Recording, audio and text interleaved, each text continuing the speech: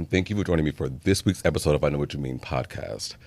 So before we get into this week's episode, guys, I first want to say that my next guest is not only someone I'm proud to call a friend, but he was the very first podcast. He and our girl Blossom, shout out to Blossom, Blossom C. Brown on all social medias, I believe.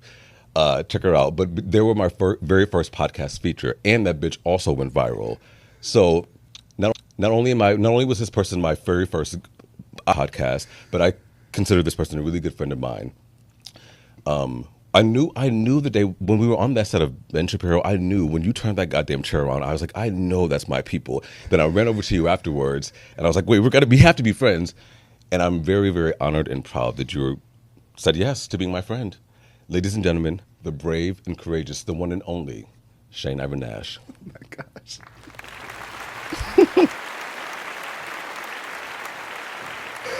Oh my God. Hey, how you doing? Good. I don't even know how to absorb that. Just take it. I'll take it, and I'm learning. This is the new position as a content creator. From humble man to asshole, we're making the journey. I can't. Well, listen, myself also doing this, I'm like, first of all, take a compliment. And I mean it. Yeah. I don't say anything that I don't mean. You know that, So I'm very honored to have you as a friend, for real. I appreciate like people who know me know about you, like as much as I look up to you and admire you. So anyway, so with all that, you got to realize it's trauma still bubbling up sometimes for me. You know what I mean? At the same time, I'm like, wait, someone likes me? Are you sure? Because I got bullied so much as a kid, and this can't be real. So I still struggle with that. I'm like, wait, are you sure? You're home and you're safe. Thank you. So I wanted to ask you though. We talked about, of course, we talk offline because we're actually friends, but allegedly. But sorry, I have to add it. I have to. It's my trademark. I'm gonna add that into the. Ever since the Ben Shapiro episode, how has life been for you? Since that infamous. Well, first of all, when that episode happened, to the first one, I gotta tell you. I thought we were gonna win. Can I be real with you? Like I thought Kamala was gonna win. Like I came in there with, and even with the stuff with the Blue Anon stuff that's coming out now with these numbers, I'm still feeling that. You know what I mean? Yes, we're going in directions. I promise you. You're like, fuck these cards. I'm sorry, but I will tell you, like for me, I truly was like, okay, she's gonna win, and I'm just gonna slam dunk on these motherfuckers, and then turned around.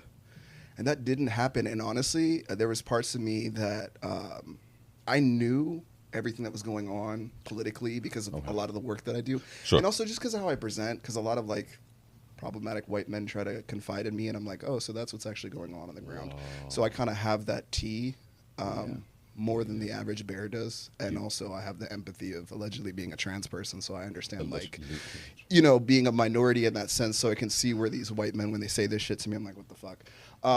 But when I'm in those spaces and I'm hearing this shit and I'm knowing what's going on the ground, like I've always kind of seen that stuff.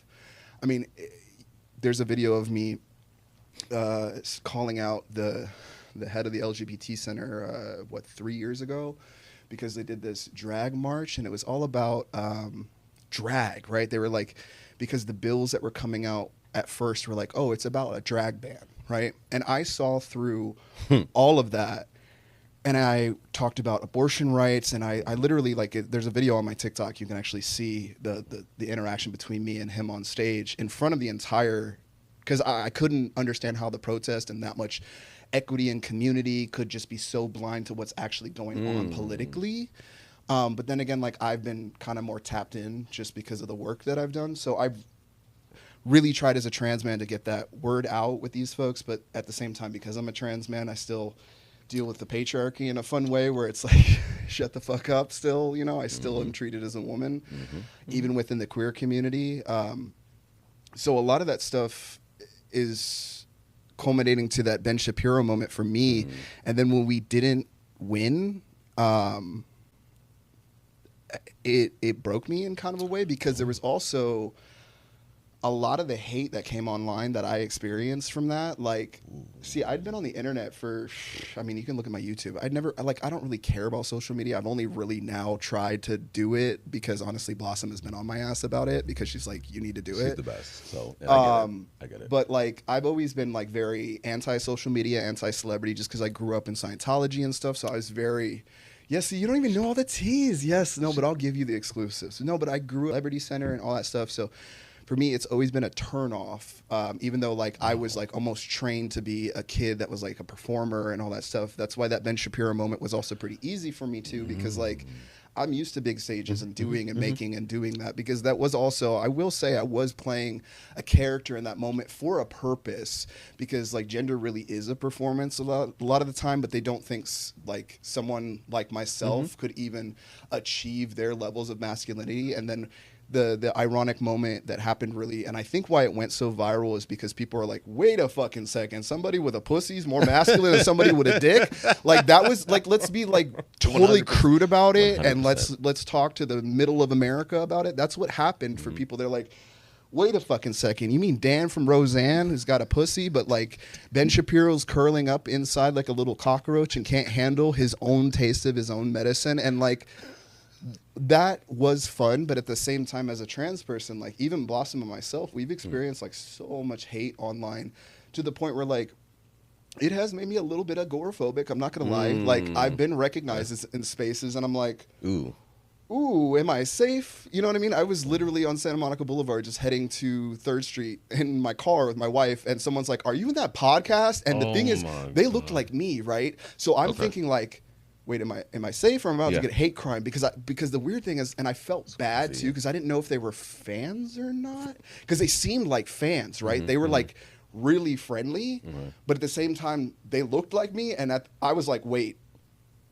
what's happening? What's you know? So like I was like, nope, don't know what you're talking about. Turned the street and got the fuck away from them. So there's been a lot of like interesting dynamics happening, and it's weird to be like pseudo internet famous in this day and age, because it doesn't come with the same fame and protection that it once came with, where like you had money and all of this other stuff to kind of keep you like there. I know so many people that are trans in my own community that have millions of followers that have like can't pay their bills, you know, and are living like literally from brand deal to brand deal on the edge, and they're dealing with a lot of different stuff that they're navigating. But at the same time, like I'm still grateful for the opportunity, because it did bring my voice, and especially as a trans man, to a space that, because of patriarchy, never really gives a guy like me a shot. Because it's this weird thing where like I'm too straight for the gay community, too gay for the straight community. It doesn't quite fit whatever narrative that anybody's trying to play, when I'm just trying to be a human being and not trying to live within the capitalistic whatever frame of what you assume that I need to be. So that's really, the Ben Shapiro thing has been like this duality of good and bad.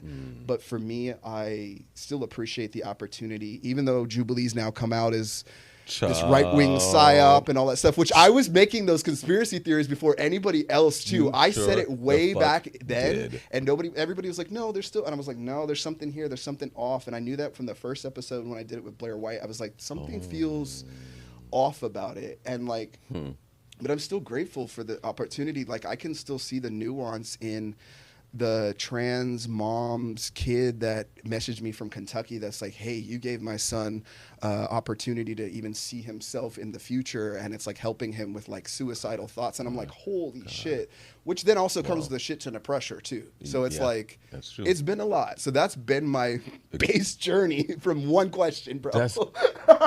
I mean, but it's indicative. So there's a couple things I want to say, because it's, first of all, Mehdi Hassan did another one. Did you watch that one? I watched it, yeah. And it went from the last we did 2 episodes together. For those that don't know, if you don't know, I don't know how we haven't seen these episodes, but we've done 2 together at this point. The second one was the 25 versus 25, which we'll talk about that later. But the Mehdi Hassan one, when I was watching that one, I was like, oh yeah, Jubilee is not. You and I talked about what you just said at the second episode, and I was like, getting it then on set. But this Mehdi Hassan, I was like, this is what this is. You are right leaning. That's what it is, you know. And so my friends were like, don't ever do it again. I was like, here's the thing. Jubilee's gonna make this content, and there's gonna be people who are monsters. Amanda Seals just did it. So why don't Amanda did one? Amanda Seals just did it. Shut the. Yeah. I haven't watched it yet. Amanda Blossom just told me. We were on the phone right now before I got in. She's like, no, Amanda Seals just You don't understand what... No, I know. I'm shocked that she did it, to be honest. But also, like, how did they get Candace Owens? How did they... You know, like... we're going to get on her. There's a level of, like...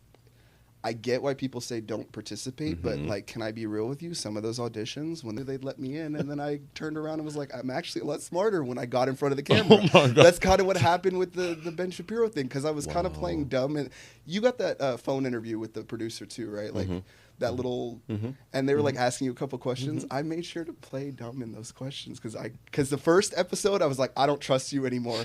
So the second episode, when it came in and when I saw him walk on set, I was like, like you saw me, and I turned around. I was like, "Oh, I'm ready to play the villain. Here it is." I literally, and I started like, I don't know if they caught it. I don't know if you heard me because we were a little further away. But I was literally like, "Look at." I didn't care. I was literally like just being messy because at that point I was just so shocked that I was going to get this golden opportunity to tell this man exactly what he does and the way he does, because I've seen so many people attempt to. But again, because that Scientology shit, I never caught the tea. It's funny because I didn't even. It's like using the dark side's force against them. I saw you. I was like, it's crazy. Speaking of that, I didn't even notice. This is how plain of a man I was. I didn't even notice your. I know you did. Yeah, because we talked about that shit afterwards. I was like, I didn't even know you were in the fucking room until you pulled that. Because I was so, you're in it. You're like all these people around, all this stuff. I'm new to this, and then you came up. I was like, who the fuck? And then you start talking. You can see in the clip that I play. You can see people's reactions like, oh my, because we were all like. Wait, who is this? What? And I didn't have a following yet. Like, I didn't have like any. Like, it was like small. You know what I mean? But it wasn't known to the people in the room because they were all like bigger TikTokers or whatever and stuff like that. So Dean and Parker were there too. So and Ryan. Oh, anyway. But so speaking of being a man, because I want to talk about this for a second. Because I got to get this. We talked about this while you laughing. Your wife's birthday, I think it just came up, right? It was your wife's birthday? Wedding anniversary, my birthday, all in 4 days. Okay. That's what I was like, because we were trying to connect. That's why it was like that. We're Leos. When I saw, I was like, I was sitting next to my boyfriend, and I was like, I was watching your Instagram stories, and I was like, look at this man. I was like, this is what a man is. This is what a man does. It was wild. You put every man to shame. I was like, this is a fucking. Anyway, so. Ladies and gentlemen, this is what a real man is. Go on his Instagram. It's probably not on there anymore, but no, it's still there. I got it on TikTok.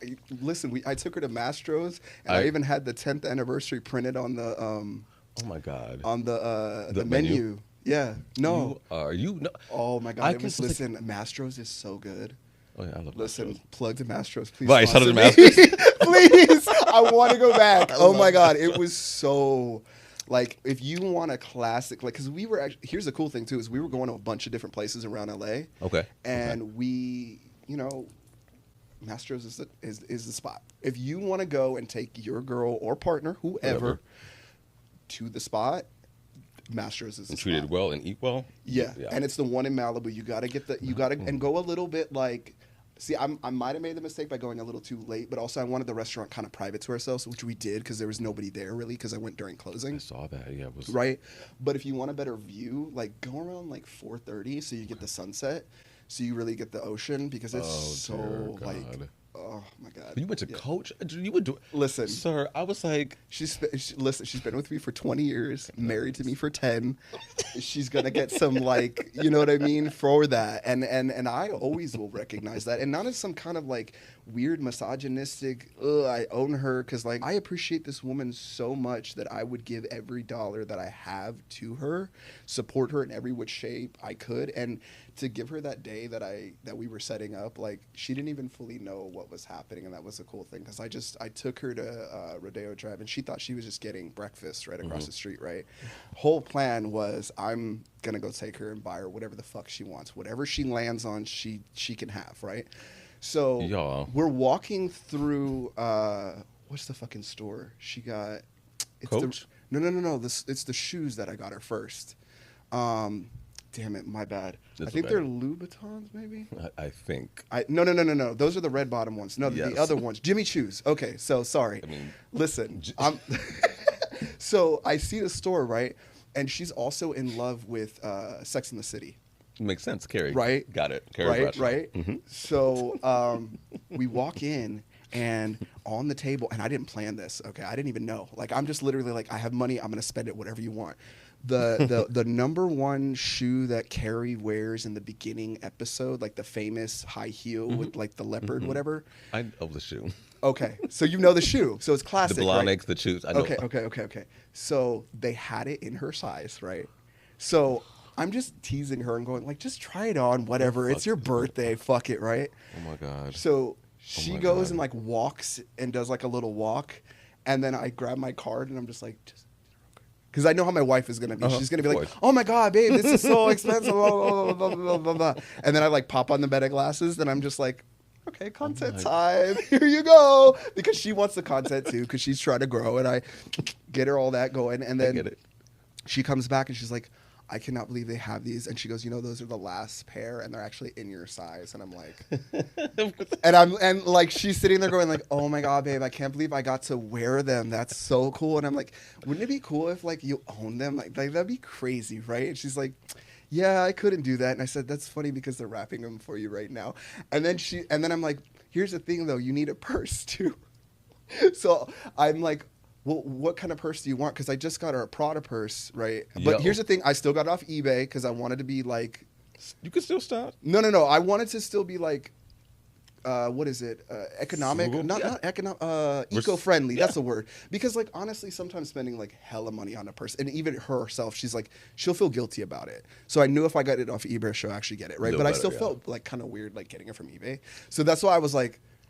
You need a purse. So then I took her over to the Grove and I was like, whatever you want. And then she just saw the purse right away. And I was just like, oh, bet. Yeah. And then, but like, I've seen that stuff when I was growing up as a kid. You know what I mean? And those were the positive masculinity examples that I've absorbed, because masculinity doesn't have to be like a negative thing. And the way these like podcast bros, like they're shitting on like simping and all that. She's like, what the fuck? Do you know how fucking badass it feels that I can literally walk into any store and my wife can be like, I want this, and I'd be like, here, whatever, and bills are paid and like life is chill. Like, I think that's masculinity to me in a different way than just sitting here and asserting dominance over a woman and trying to control and all this weird shit. Like, I'm just trying to provide a space for us to cohabitate. Like, it's not a transactional situation, you know? And that's how I see masculinity. But then again, I'm trans. Well, you know, we see things differently sometimes with cis men, because a lot of them. That's why even it's hard for me to identify as a straight trans man, and there's the whole conversation of trans lesbians, because the way that I like interact with my wife, I genuinely love this person as a human being, and care about her, and I don't think about it in a transactional way. I think about it in just like, you can have everything you want, and I'm not keeping like a tally or any of this weird shit of like, oh, this is like, I got you a steak, you got it, like, ugh, like, you know what I mean? Sure. Like this, which is one of the main reasons why I wanted to do this with you, because I'm like, I want to show people that the dynamics of a very gay, black man who is friends with a trans white man. Newsflash, shocker, guys. Oh my God, I don't support that lifestyle. I gotta leave. It's Can Trump's you America. imagine? This interview is done. It's we should show people that it's just normal to be friends with somebody who doesn't look like you and have, or share the same views as you or the same lifestyle, whatever it is as you, and still legit be friends. You know what I mean? So that's why I wanted to do this too with you and I specifically, because I want people to be like, oh yeah, them two dudes just kicking it. But also because I want to talk about some controversial things, which is also why I wanted to have you here. Not because I want to, but because I know you can speak on things that I can't. Tea. Right? What's your tea? Imani Khalif. Oh. So, because we talked about this. Yes. I've mentioned this before with you, but I didn't get a chance to get into it like I wanted to, so this is my chance to do so. Let's get in. Last summer at the Olympics, there was a woman named Imani Khalif, and she was a boxer. It was all this like uproar on Twitter. It was like J.K. Rowling, Logan Paul, Elon Musk, all these people talking about, I can't believe what I just witnessed, a man hitting a woman. And then I did research. Yeah. And I was like, this person that's on the screen right now, she's a cisgendered woman, first of all. And second of all, if you really think that Algeria, which is a northern African country, would have a trans person of any sort representing them in the Olympics, you haven't used your brain at all. And there's two parts of this. One is that transphobia affects everybody, not just straight women, right? So when you say things like, that's a man, and you double down on it, and and you allow other people to say she looks like a man, she's a man. An example, actually, what I'm trying to say is that transphobia, things like that, saying that this is a man, that's a man, affects all kinds of women. Yeah, there's butches that literally just had to show their breasts to prove they were a woman when they're in a restroom. Like it just They're being happened a few fondled days and ago. touched because they have a short haircut. I mean, what Serena Williams, China the wrestler, And Sierra. there's a racist element to it as well because a lot of black Absolutely. women are accused of being men, and it's like that's Most of them on that sheet is black women. yeah. The main one I just found out recently was Michelle Obama. I had no idea that was even a Oh, thing. yeah. I had no clue. Oh, I was like, you kidding me? That's one of their like big Main- theories. and the crazy thing about that, even more so about being black women, those women, half the women on that slide have children. Yeah. As a matter of fact, that dumbass, miserably, annoyingly ignorant Candace Owens is getting litigated from the president of France because that dumb bitch keeps telling him that his wife is a man. With kids. She has 3 fucking kids. And she's trying to tell her that she's My not question is like if she Sorry. believes in like allies for like why is she using a mic? Like she's not supposed to talk. She's just supposed to be seen. Come and on. heard. Come on. Isn't that the whole You better thing? come with it. You better Like come with it. that's the whole. She's so dumb and hypocritical and It's like she shouldn't have a job then because then your man should be supporting you. And but then also, is like- this some weird projection not handling Okay, your 'cause that's what I'm- business properly and Lord then have you're mercy. just taking it out on the world in the same way probably Ben Shapiro to sleep with men and Charlie Kirk can't get a toothbrush in his gums properly. Like I just listen, I'm so tired of it. I thought I was going to read Candace, but I was like, no need. People no forget need. I'm queer, okay? I read a bitch. I know I have straight Thank you. face, but Listen, I got into it with one of my family members who found out the hard way that you cannot try. You cannot even attempt to read a gay. It's not possible. Also, I want to Yeah. say, excuse me, in Algeria, homosexuality is It's illegal. criminalized, So yeah. it's like the thought, these people don't have fucking brains. Like to take yourself out of it for a second and be like, wait, where's this person from? What country are they representing? Let me think about this before I just say, because Algeria would never have would never have a gay not at all. at all. So like, what? Anyways, it affects a lot of people because people just go around saying, "Oh, you're a man. Let me check your genitals to see if you're." Yeah. Like, what the? Like, I don't know. Yeah. But some of my grandmothers, aunties, big mamas look like men. They look like Shannon Sharp in a dress. Like seriously, and they have deep voices and all these things. But if you talk about that to some black people or some people, period, they want to fight. Here's the thing, and I realize the major issue with stuff like that is that I can do whatever I want, but you can't do whatever. You can't do it. Like Yeah. for example, Yeah. there are so many men who tweeted out, "That's a man, I can't believe what I witnessed." Put their phone on and go beat their wives, their girlfriends, their baby mamas. Damn. That same evening, they do. We all know they do. Domestic violence is really Yeah. long. But I want to share a story about my mom who was in a very abusive relationship. So we can give men who beat their partners.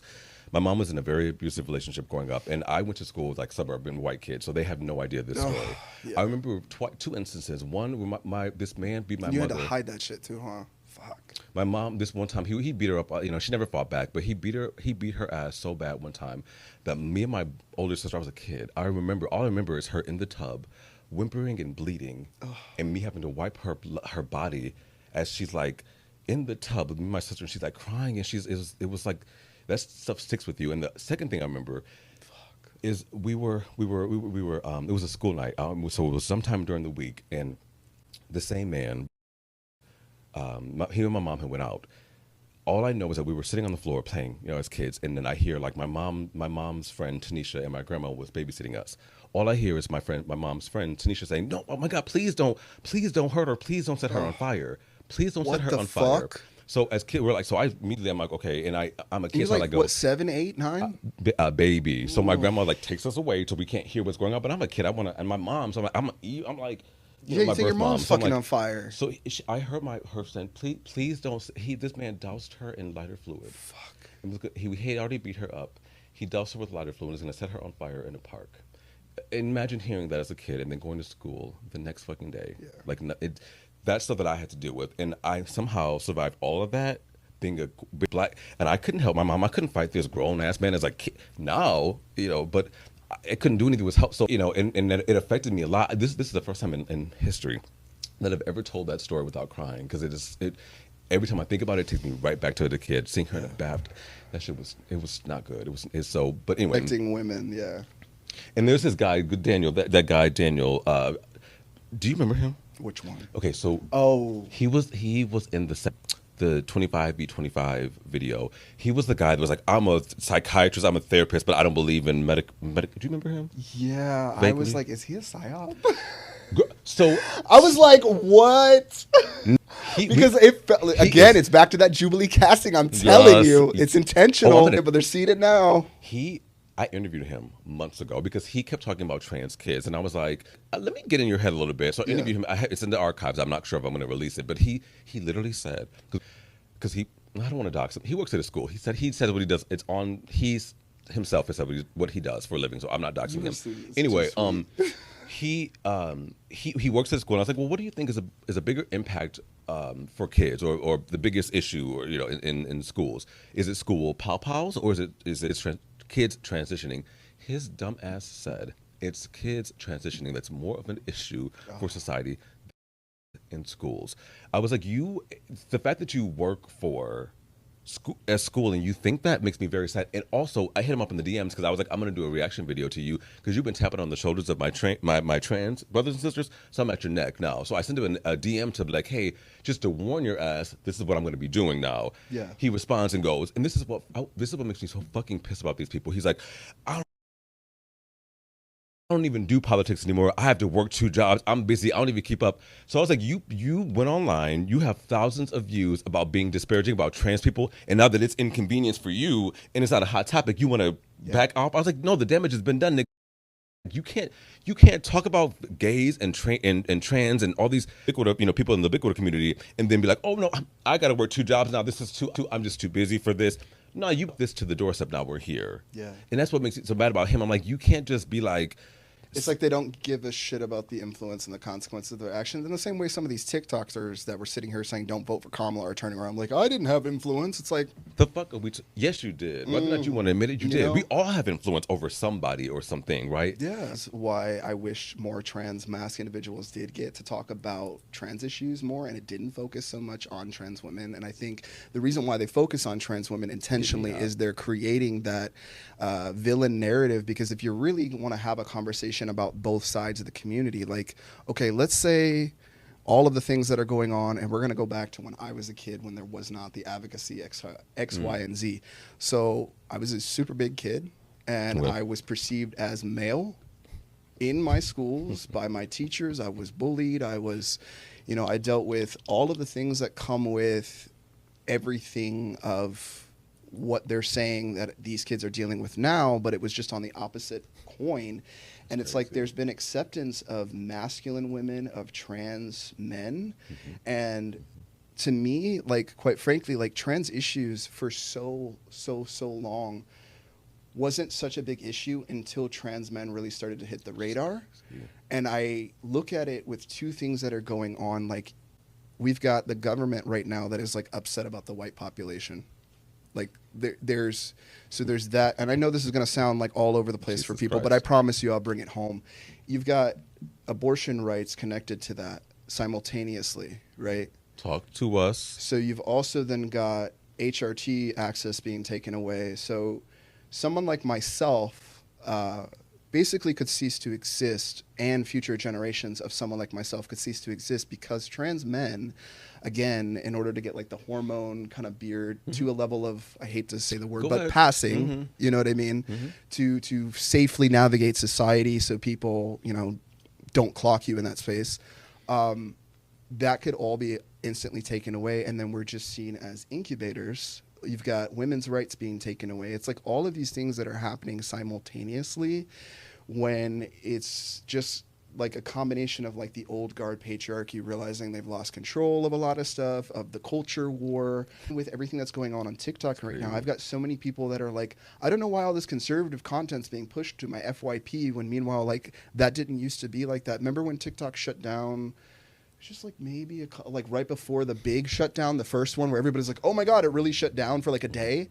When it came back, TikTok has not been the same since. So much so that like my account was growing like crazy. We came back. I've sat at the same 75K that I've sat at for the last couple of months, and my views sit at like, and I get all these weird content violations and all this stuff that like says like sexual nudity, and I'm like, I'm literally like, I'm like, where? Like, I'm like, especially as a trans man, I don't show I'm like, you follow me, I don't show my shirt off as much as the other trans men that you probably follow. You know what I mean? They really do show it off. For me personally, I'm a lot more modest online, and I'm like, what do you mean? I'm like, what are you talking about? So I'm getting all these violations that's going on. And again, like, it's this, I truly feel, and I know I've been right with the other stuff. It looks like everybody's afraid that the white race is dropping. Like, what was it just a couple years ago? It was 11%. Now we're at 6%. It's like white people are stuck with the idea of, oh my God. And that's why you see such bad shit happening, and people just don't even care, with like no morals attached to it. That's why, like, it's because in their mind, there's some great white hope they're saving. You know what I mean? And it's like, we're saving the race. And it's like, yo, like, white is a mutation, like, scientifically, like, actually, like, if you like, and that's the thing, just like Jesus was a trans man. I know I'm giving you all the clickbaits. I want this to go viral for you. No, seriously, Jesus was a trans man. If Mary Magdalene, I'm not Mary Magdalene, that's who he was fucking, never mind. If his mom gave birth to him immaculately, there's only XX chromosomes. So I'm sorry, that's one of me. You know what I mean? And the only man that I know that can have the patience that could handle the level of Jesus is probably a trans man, because you had to have a pussy first to understand how the world works. It's like, I know I'm going, and I want it to be heard that, like, trans men got to be heard more. And it's this simultaneously like pushback from the patriarchy, because how dare someone like myself perform masculinity and all of the things better than the average bear that's doing it now? Like, how dare I do that thing? And it becomes so threatening, and you see it in these insecure comments that I get from these guys. It's like, oh, I would never want to do this, or you got a pussy. And it's like, okay, but like, ooh, but leave it raw. That's what he said. But like, the conversation with trans men also can actually, oh, sorry, my bad.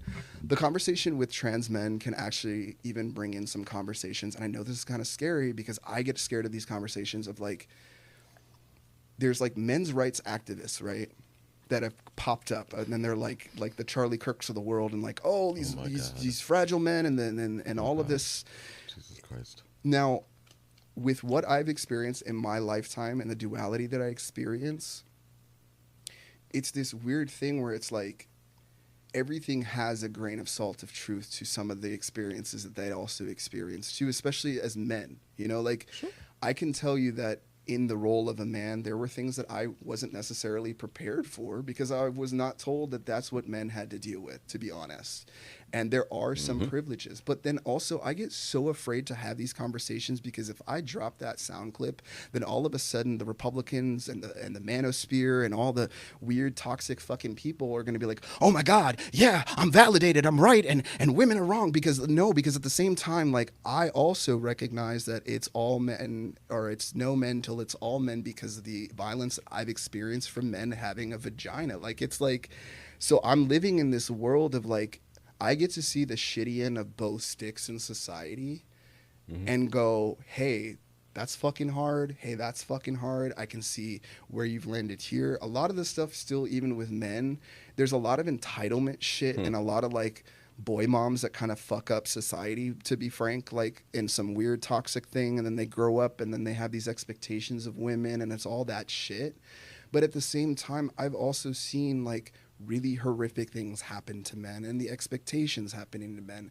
But then I get stuck in like, I don't want to have that conversation too much, especially as a queer person, because how dare I validate these men's rights activists, while simultaneously it's like this cancel culture for me, even as a trans person, even as a very aware trans person, I have understood where we've gotten to, because everybody's on this like moral high horse, and nobody's actually trying to actually really have a conversation with somebody, because I've been able to bring people across the table that genuinely fucking hate me, and then later on in life, because of experience, even through work ethic or whatever, they'll be like, you know what, actually, you know, and And those type of like real world changes need to be put in. Like everybody's just doing this clickbaity shit, getting online, jumping on a podcast, jumping on a TikTok video, and thinking they're changing the world just because they have a million followers and shit. Meanwhile, like you've got the silos that are created within all of these communities. Nobody's trying to actually talk to each other.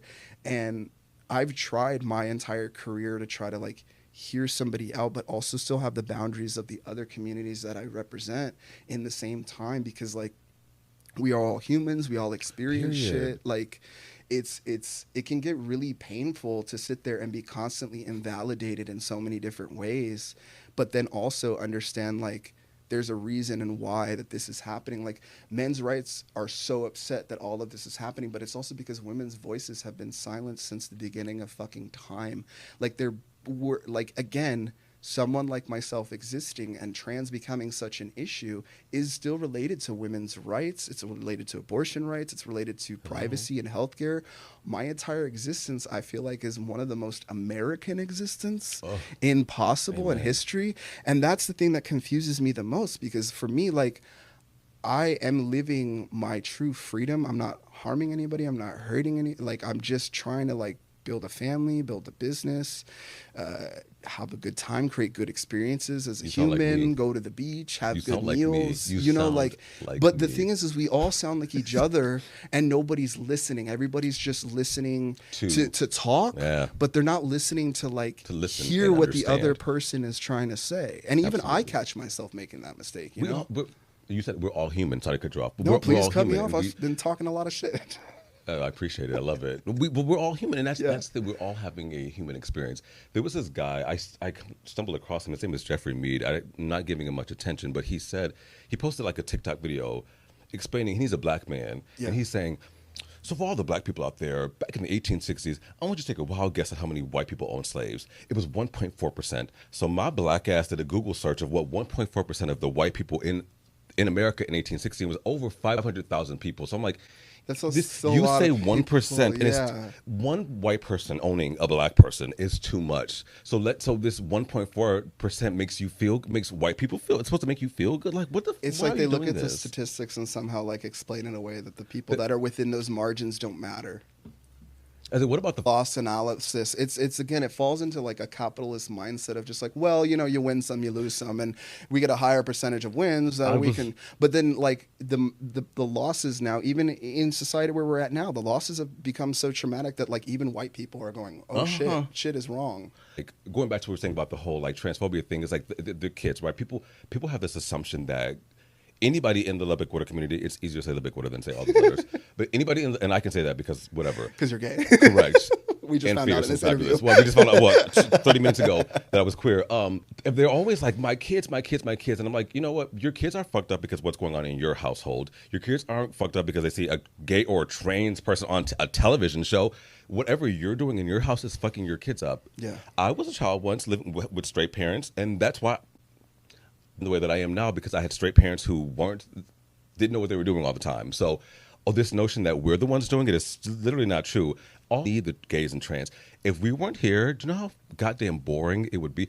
You would be so boring.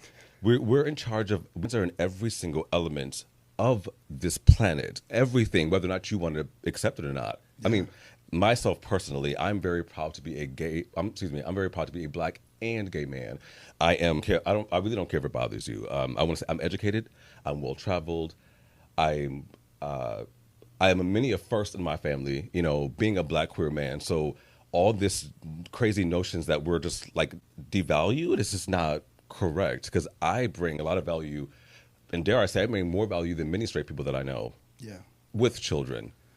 But it's that hierarchy system before we even were born that we have to live under, and like we all get classified right away, and then as we move through whatever economic gains or whatever, you know, job or what is through the society, we get ranked. But like someone said this, I forget who it was, but there was a famous black comedian that was like, doesn't matter how rich I am, I'll always be a black rich comedian. Like I'll always be black, right? And like, not that black and trans are the same experience, obviously, but there are some crossover Venn diagrams, because I feel that way too, that no matter how much money I have in my pocket, I'll always be othered and treated differently as soon as somebody knows I'm trans, and it happens instant. Like it's almost like you can't. It's like cis people think that we can't see you. Correct.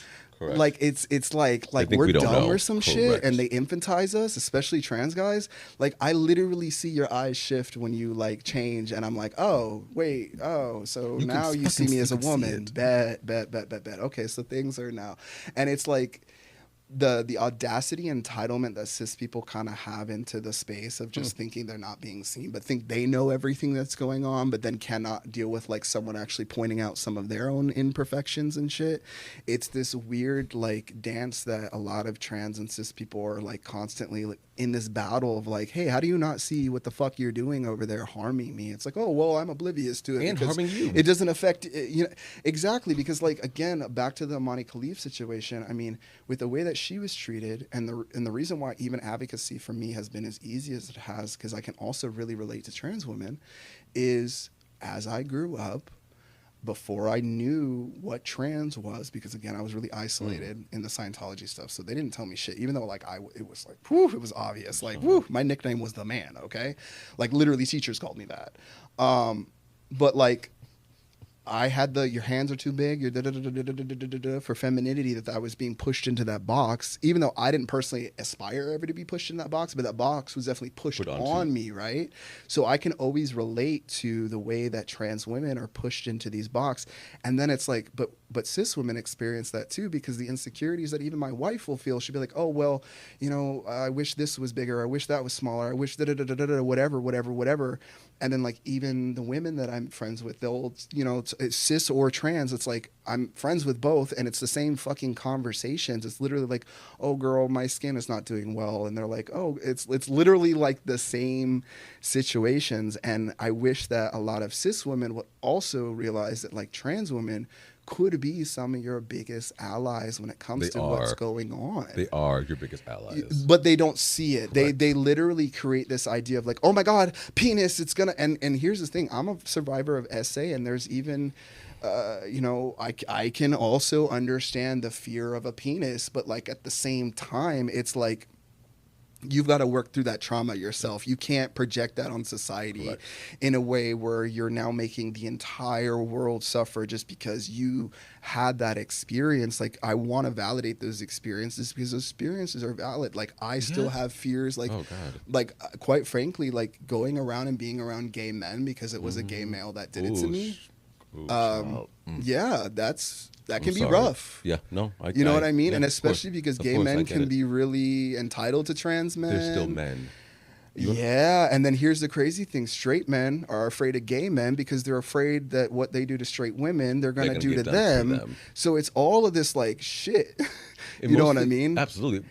Last time I was here with my friend John Ford, the one about politics, we got more into political stuff. But I personally feel that religion and politics, I think people become so emboldened. Like, for example, whether you're right-leaning or left-leaning, it becomes politics and religion become so much a part of your existence and the core of you that you can't even see yourself outside of it, right? Yeah. And your bigotry can't allow yourself to see how it harms all of us. For example, people become like, you know, Ben Shapiro or Candace Owens, like we said, it's their personality. So I'm going to strip all of it, strip your religion away, strip your politics away. What are you? What do you believe? Now, if you still believe these crazy ass things, then you're just a fucking terrible person. But take all that away, and what do you have? I feel like most people are so attached to it, and it's like it's them, and you can't tell another person that their God or their political affiliation is not valid. You can't do that because people will like, well, you're telling me that I'm not valid, and it's like, no. That's just an idea. Excuse me. Religion and politics are just ideas. Yeah. You're a person. You're an actual Well, that's thing. why I said what I said to Ben in the way that I did and have him confront it. Because I said, okay, here's all your beliefs that you have sitting right in front of you. What does this look like? And he wasn't able to process it because unfortunately, I'm still a human being sitting in front of him. And the thing is to his audience, he's been able to dehumanize me. And so is a lot of these other folks dehumanize trans people. Correct. And that's why we've been attacked in the way that they are, in the same way that it's done to the Black community, in the same way that it's done to the Latino community. It's this tactic within PR of like, let's dehumanize so that then when we do bad shit to you, people don't care. Come on. It's literally as simple as that. It's a playbook. We aren't going anywhere. And I want to say this very loudly. we're not going anywhere. People in the ubiquitous community, no matter how much you yell and scream and much you hate us, even if you create legislation for us, we're still not going to go anywhere. So. No. My advice to you guys is just to get along with all of us. Just we're all humans. Just start treating people like with humility, and I think that'll help us get along, or get further along in this. Because you can't cancel Libiquity, because in my humble opinion, we are the best things for humanity. I know a lot of people are going to be mad at me about this, but I feel, and I believe that our trans brothers and sisters are angels. They're a gift from God. I believe they're special. I'm not even like because you're here. The Caitlyn Jenners exist, and you know what I mean. Well, there's always outliers, but like I think as a whole, I view trans. I'm like, you're so beautiful. I just don't understand how I don't get it. You make this like sad or whatever, but no. But do you believe in like the Matrix theory a little bit? Because sometimes I don't know what that is. Like that we're in a Matrix. I don't know that like this is all just like a digital like this is a simulation. This is the game. So like because I grew up the way that I did with religion, it's been hard for me to really land on a religion I believe in, because sometimes I believe in all of them and sometimes I believe in none of them, right? I like to pick the best parts of them that make sense. And because there's even parts of Christianity that I can go, okay, there's part of Buddhism that I can go, okay, and I can accept those parts and then filter out the rest, right? But like looking at the effects of religion and looking at what it does to our society, I feel like it was a necessary evil for us for a period of time. And I feel like we've evolved past it because we have newer technology for communication, et cetera, et cetera. And there are people that still hold on to that in a way that like... in this, like, here's another even funny theory. Like, you know how like the right is so stuck on like Republican and Reagan, right? They're like, let's get to the Reagan era. Have you heard that? Like the whole, well, it's usually like the biggest rhetoric that you hear of, like, that's what all of these policies, that's what Trump is like aspiring to be, is being Reagan. He was an actor. It's very similar, political, put on by the right, all the whole thing, right? Non-establishment. Why has nobody made this connection? You're all pining for when it used to be Reagan times, right? Right? Think about this. Why is it that after Reagan, everything fell apart? Why is there no response for the policies that he put into place with everything that went on in the 80s, with the crack epidemic and everything that went down? All of the policies with Contra, everything. Listen, I am an informed trans person. Hey, yes. That's why you're here. All of that stuff that happened politically and then even spilled over to Bush, et cetera, et cetera, et cetera. That Heritage Foundation has been doing this for years and years and years and years and years and years. And it's like... all of that stuff is connected in a way that is harming humans. It's not helping humans. At all. I think that religion used to help humans, though. I really do. When it had its purpose, yeah. When it had its purpose, like back in our, before our communication was what it was and our understanding of this, that, and the other. And because, they used to literally sell women. You know what I mean? Like, and that's something that's an identity that even as a trans man, I still always have to carry that in my generational line. As someone who carries a vagina, I'm like, okay, women are always second class in this world. Period. No matter what. And then again, that's where I end up with these weird dichotomies of these men that are cisgender that feel so uncomfortable about me coming into the space because how dare I prove that women are equal? How dare I have to pause you there, because the same relative I was talking about before, who was a man, I was talking to him and I was like, clearly he voted for Donald Trump, whatever. Yikes. And I was like, why didn't you vote for Kamala Harris? And he goes, oh, because he literally said, well, because if she goes over to like, Middle Eastern countries, they're not gonna respect her. I was like, pause. I was like, you have a black daughter. Go tell your black daughter right now that she can never be president because I'm gonna look down on her and disrespect her. Go tell her that right the fuck now. I was like, how dare you? A woman can't be president because people are gonna judge her or look down on her. What the reason why you saying that is why we're here. Yeah. Like, it's unbelievable. I do, before we go, I do want to talk about. Sorry, I got so much. No, we're good. We can go on for. I never used to talk, so that's the thing. Why I've got all these words out. You know what I mean? I'm the middle child. I was a middle child, and I was also the only gay child in my family, so I now have a voice because I never felt like I had one. I always felt like I talk really fast and stutter over my words because I felt like I had to get it out because I had to compete with 17 other kids. Same. And me being the gay one, I'm like, I can't say that, whatever. So, but no, I feel that sometimes I cut people off. I'm like, I'm so sorry, I didn't used to have a voice. You know, I'm good at not cutting people off. I listen, but I also like I want. No, I get that ADHD, and I'm like, oh shit, I'm gonna forget what I'm gonna say. And that's why I have these. So Shane and I did Jubilee video. The first one was the Ben Shapiro episode that we Yes. met and became really good friends. The second one is the 25v25 traditional men versus. We're gonna talk about that. The slide up here shows me and my friend. I wish they would have showed our walk-off belt more, though. In there. No, but we were talking so much was. shit. I wish they would have got it. So this. Because I said, "Oh hell no, I'm too pretty for this shit," and I said, "I'm walking off this." Fucking You can literally see. Sorry, I want to go to the clip of because there was an almost fight on set. It was these men were so dumb. I was like, "Is this really happening I know. right now?" And me being a hood bitch. But here's the thing. So No street. So I sensed the tension, and I was like, okay, so listen, I felt it. I was like, "Nope, it's time to leave." listen. When John said, it's funny because when the dude in the back in the red came up and he was like, "Oh," and he stood up, I was like, "Nope, No, I that's knew- my time." I knew before then. So me knowing what's up. So the white guy says, "Eat my ass." And you know what's funny? I was like, I'm not a part of his shit. I ain't that. Nope. Because he was trying to like hide behind me afterwards a little bit too, and I was like, "Oh fuck you, bitch." We were sitting right next to each other, me and that guy, him, John. See, I'm like right there. You can see both of us. And he got all confident because he had us behind him, and then he saw us leave, and he's like, "Oh shit, I'm sorry." You literally. Fucking Greg. I love Greg. I love him. They don't like this.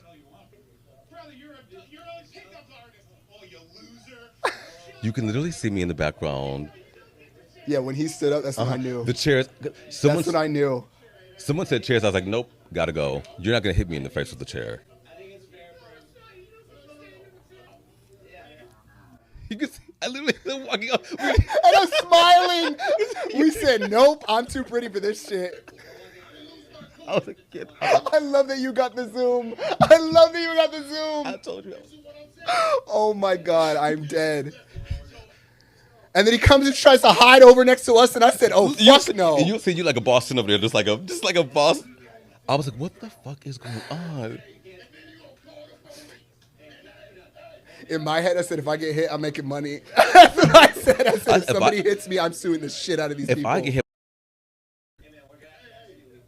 my man will be up here in 2 seconds. Well, look at Shane's like, and I'm like, what the? Listen, I know when shit gets heated, you sit down. Especially when there's another white man acting up. I didn't want them to like get confused and think it was me. I was like, "Oh fuck, not me. It wasn't me. I didn't say it." Stupid. I was like, when I was heard way someone say too confident cheers. for me, and I was like, "Oh, Yeah, he was. my God, brother, no." I just sit him down after all that happened. I sat him down because we sat. John and I sat right next to each other. I was like, "John, listen." I was like, I thought that was hilarious. However, you can't tell a black man to eat your ass.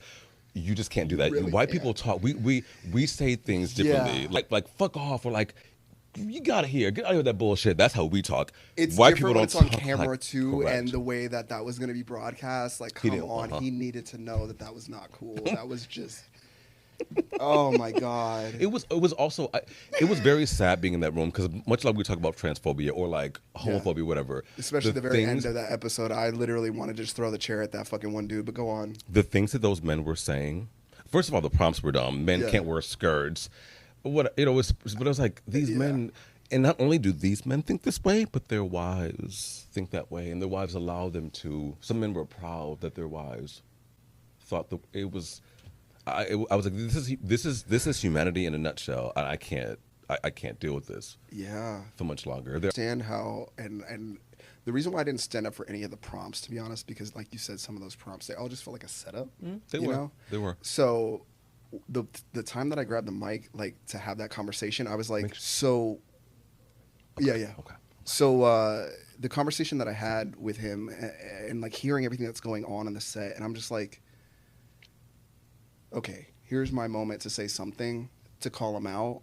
You know, and like I think how I approached that episode is partly why they don't invite me back, because they saw, because if you see me in that episode, yeah, I know, I didn't even stand up. They I wanted was you to act up. sitting. They wanted me to wanted you to act act up. They wanted me to give that, And I purposely wanted to show them, like, hey, I'm level-headed too. Ben Shapiro deserved that piece of cake, 100%. but I also know how to talk to a dude and have a conversation straight up, one-on-one. Doesn't matter where you're back, or I don't care how fucking butch you think you are. Dude. Like, it doesn't make any. It's not. You don't scare me. Let's have a real man-to-man conversation. And when I was trying to like pinpoint, like, how are you saying that you're a man of the house, meanwhile your wife is working, and you guys are saying that you're like all these manly things, and meanwhile like your wife's brain is still turned on, making decisions, doing this, that, and the other. You know what I mean? Like, you're not creating a space for her to be her feminine self that you're allegedly claiming. So, You're creating a space where she's just constantly working constantly, and then not even getting real credit for it, and then you're sitting there thinking you're a fucking king because you got somebody baking you bread, making you babies,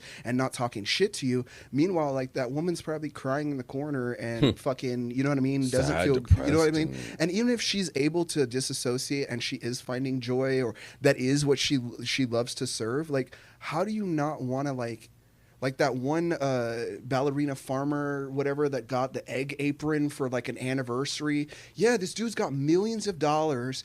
He's got an airline that his dad owns or something, and she was famous as like a TikToker for being on there, for doing like all that homesteading, like, oh, I bake bread and I have 7 kids and I use whatever and carry the water and all the bullshit shit. But then meanwhile, like, their anniversary came and he's like, here's an egg apron. It's like, oh.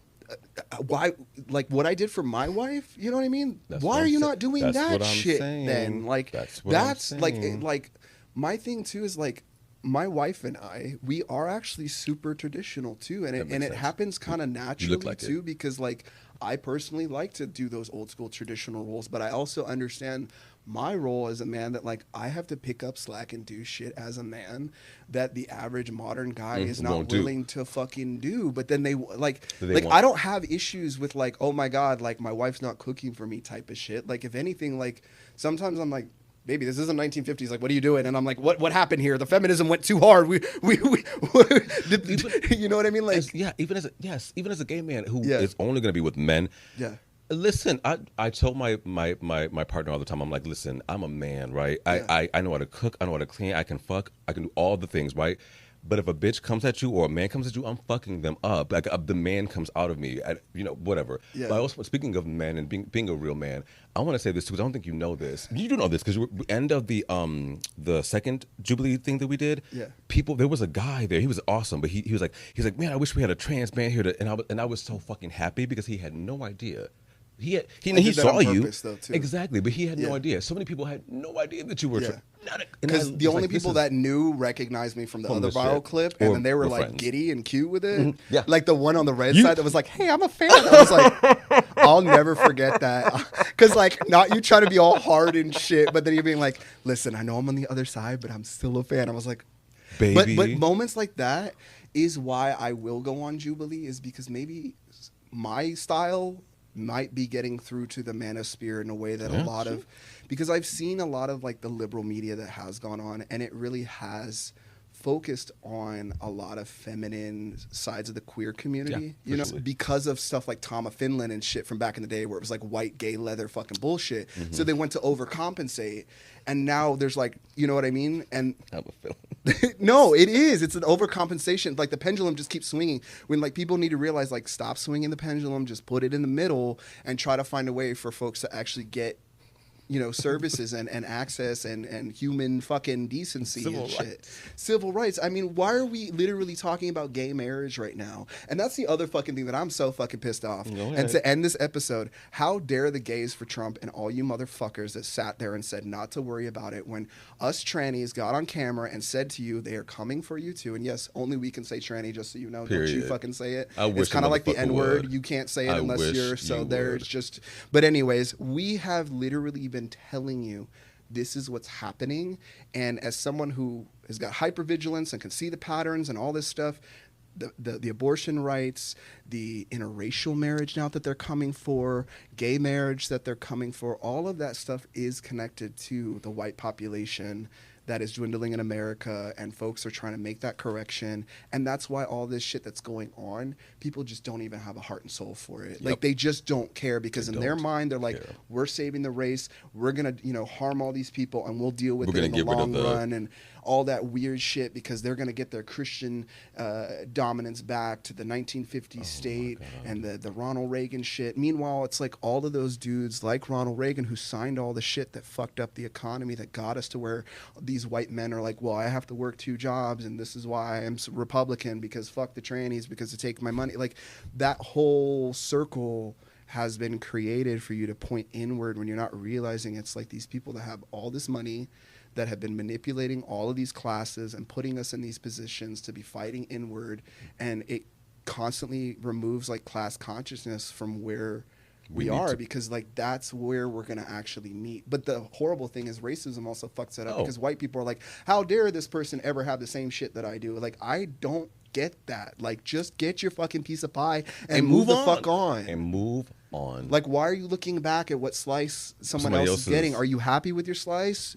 You know, advocate for your fucking slice. Stop looking at someone else's shit. That's what I was saying about that guy. I'm like, it's to point out that 1.4% of it's like, I understand you wanted to say things about slavery or make a point, but like, make it be a point that moves us forward. Don't just say 1.4% of white people own slaves to make white people feel good about that. That's not helping any of us. That narrative, anyway. Especially even like the whole "I don't see color" thing too. Child. You know what I mean? Can I tell you though? Also, and I'll give this, and I'll even stand here as a white person who actually, as a younger white person, because I grew up also on the streets, and when I was younger. The idea of saying I don't see color actually used to be a respectful thing. It actually, it used to be. I get it. Back in the day. And also it's because I was never really explained the nuance back then too, because people are not going to fucking sit there and educate me every fucking thing. But I didn't know that again. So I was sitting there saying like, oh, I don't see color, because I'm sitting there going like, no, I truly don't fucking see color, in the sense of like, I'm not going to judge you on what the fuck you look like. I'm going to judge if your weed is shit. Like, you know what I mean? Like I'm going to judge you based on how you treat me, how you show up, and that was always what that meant. But then later on, like, I had to even learn that was not even appropriate to say, because then I'm sitting there and I'm not saying that I don't see you, I don't see what you're going through, right? And then I can even see that I was like, oh shit, that happens to trans people. So the Venn diagram, like, it all just... My family all the time says, we don't care about Daniel being gay, we just see Daniel. I was like, no, I need you to see that I'm a fucking black gay man. I need you to see that. And the effects that it happens, you know what I mean? Because even my wife sometimes forgets that I'm trans. You know what I mean? No, and she'll even be hilarious. And it's not purposeful, but like she'll like, oh shit, yeah, right, you're trans, and I'm like, yeah, girl, like sometimes the world is out to get me and they want to murder me. You know what I mean? I just told my mom this. I was like, you keep forgetting. I'm not. That's a stressful fucking thing for me to wake up to every day. Like literally, with everything that's going on right now, when I open up my fucking phone, like I've been like, I don't know if you've noticed, I've been away from social media. I have because every time I pop it up, it's like, oh, trans people are gonna die. It's like, I don't know if this is my last month and I'm gonna end up in jail. So that's why I also am going out with my wife and having a good time, because part of me is like, oh shit, are we gonna be fucking like executed? I want to share one story. I just want to say that. But wrapping this up, because speaking of wrapping this up, I wanted to get you a gift too. I got you the official merch straight from the dude. You are something else. With that being said, guys, I'm gonna wear this bitch right now. Are you serious? Fresh. This is yeah. Thank you, friend. Yeah. See, you can be friends with anybody, anytime, any place if you just let go of your bigotry and your hatred. With that being said, guys, thank you for joining us for this week's episode of I Know What You Mean podcast. And for those out there who are queer, trans, or anything in between, you have a safe home here. Know that. Just come home.